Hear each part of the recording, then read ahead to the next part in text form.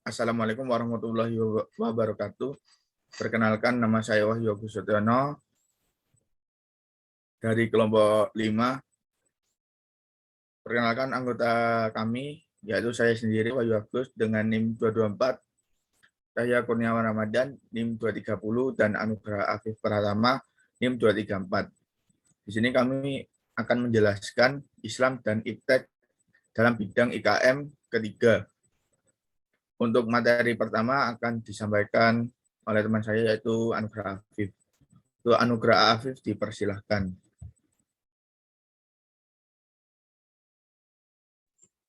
Baik, sini saya akan menjelaskan yaitu poin pertama, menyusun program peningkatan IKM. Pemerintah kemudian menyadari akan pentingnya pengembangan kegiatan IKM yang dianggap sebagai salah satu alternatif penting yang mampu mengurangi beban berat yang dihadapi perekonomian nasional dan di daerah. Hal ini karena IKM merupakan langkah awal dari perwujudan kewirausahaan yang terbentuk dan merupakan salah satu kegiatan usaha dominan yang dimiliki bangsa Indonesia. Selain itu, pengembangan kegiatan IKM relatif tidak memerlukan modal yang besar, dan dalam periode krisis selama ini IKM relatif survive. Poin yang kedua yaitu pembangunan UMKM dalam peningkatan industri kecil dan menengah. Paling tidak dapat dilihat dari yang pertama, kedudukannya sebagai pemain utama dalam kegiatan ekonomi di berbagai sektor. Yang kedua, penyediaan lapangan kerja yang terbesar.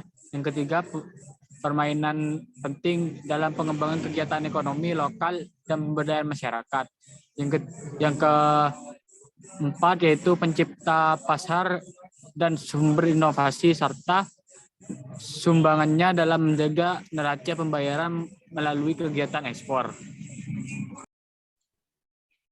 Untuk materi selanjutnya akan dijelaskan oleh Cahya Kurniawan Ramadan. Untuk Cahya Kurniawan Ramadan, dipersilakan. Baik, selanjutnya saya akan menjelaskan poin yang ketiga.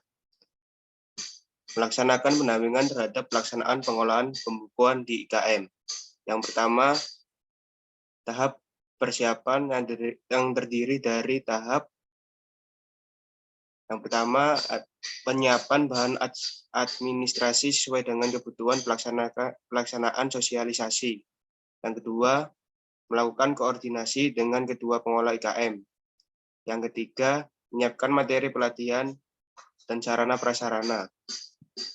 Yang kedua, tahap pelaksanaan yang terdiri dari melakukan pelatihan pembukuan sederhana bagi pemilik usaha, diskusi mengenai pemahaman, wawasan, dan keterampilan yang sudah peserta kuasai, tanya jawab, dan tahap pelaksana pelatihan dan praktek langsung bagi peserta dalam membuat pembukuan sederhana.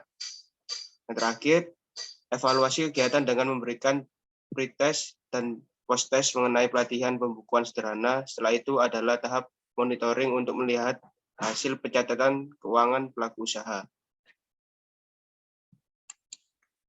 Selanjutnya, pelaksanaan mengolah sumber daya manusia di IKM.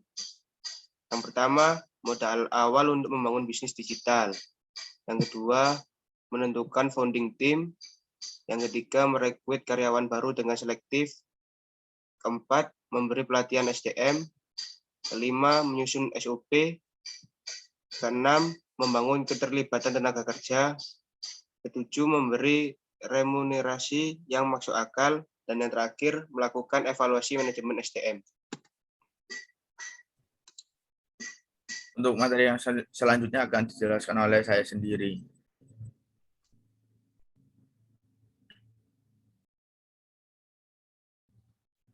Hikmah pembukuan di bidang IKM perspektif Quran Surat Al-Baqarah ayat 282.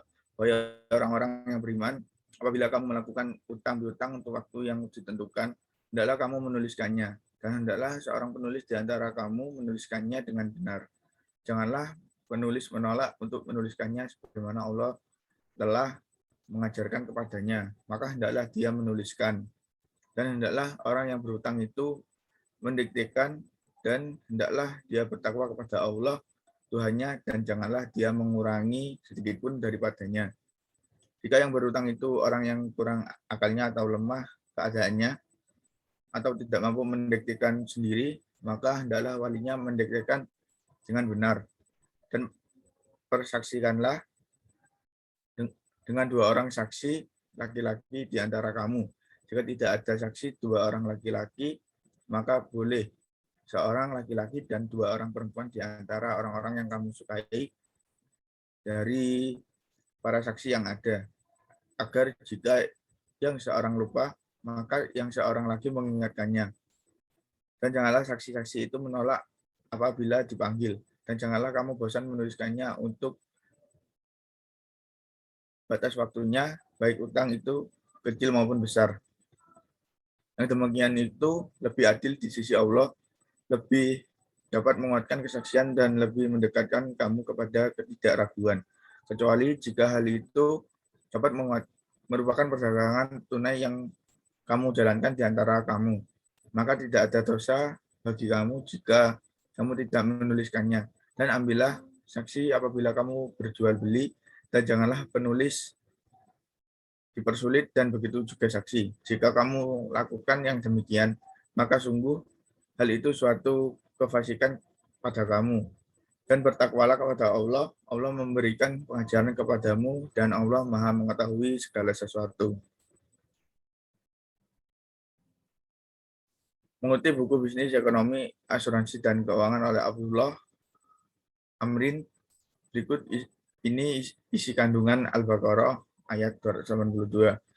Yang pertama, setiap transaksi yang mengandung perjanjian penangguhan seharusnya ada bukti tertulis.